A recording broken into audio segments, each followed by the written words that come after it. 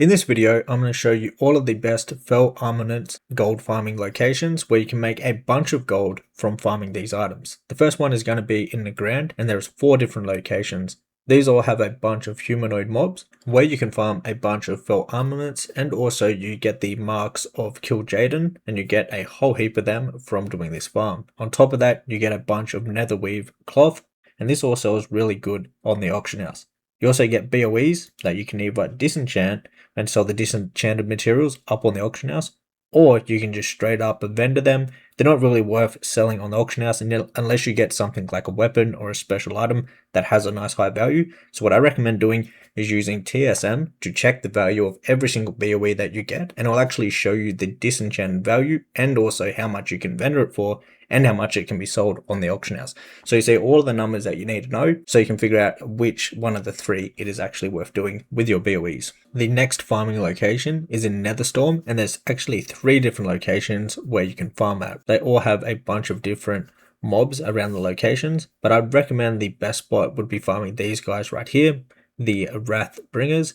These have a really good drop chance, and they're not elite, and they're around level 69 and have a great drop chance on the materials that we're after. So you actually obviously get the fell armament, and on top of that, from these guys, they actually do the marks of Cigaris. So when the marks of Cigaris are worth a lot of gold, it's definitely worth coming here than the first location that I showed you. But make sure you stick around for the final location, because I think that's the overall best spot. The last spot just has a way better spawn and it's a lot closer together. So moving on to the third location, and this one is going to be over in Blades Edge Mountain at this location right here. Now this has a few different mobs that actually can drop the materials that we're after. They all have about the same drop chance, and they're spread out around this location. Now this spot is a bit smaller and there's way less mobs than the other locations. So if you do have this by yourself, then it's alright. But if there's a bunch of competition here, then I would recommend going to one of the other 3 farming locations,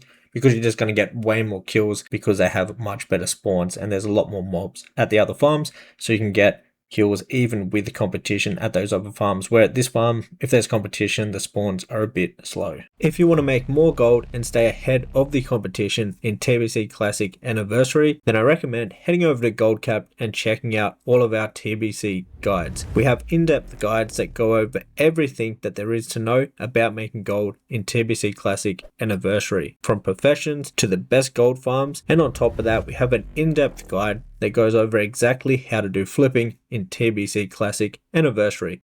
With this guide, you get my TSM operations for flipping and also my sniping setup, so you can snipe items very cheap. So head over to goldcap.com and check those out. The link's down below in the description box. Let's get back to this video. Moving on to the final and best location, in my opinion, is going to be at Legion Hold. Now this is in Shadow Moon Valley at this location right here. Now why this is so good is because first of all, it drops the marks of Cigaris and obviously the fell ornaments, but it's because these mobs, they respawn super quick. So there's basically 3 pillars here, and they all have about like 3 to 5 mobs that respawn at them, and they respawn extremely quickly. Maybe it's like 3 or 4 mobs, but they respawn extremely quickly, so you can just constantly kill mobs after mobs. Like if you're a class with Mena, you're not even going to be able to keep up. You'll have to have breaks and use water so you can get mana back. But this is a great farming location because you can get upwards like 300 gold per hour from doing this farm. The mobs are around level 67, so you kill them very quickly and easily, and you can farm a bunch of kills per hour, giving you a chance of obviously getting all the materials, and then also there's some good BOEs when doing this farm. So this would be the overall best location. If you can get one of these pillars to yourself, then you'll be going to be making a bunch of gold and farming a bunch of the fell ornaments. That was it for today's video. If you enjoyed, subscribe to the channel, and I'll see you in the next one.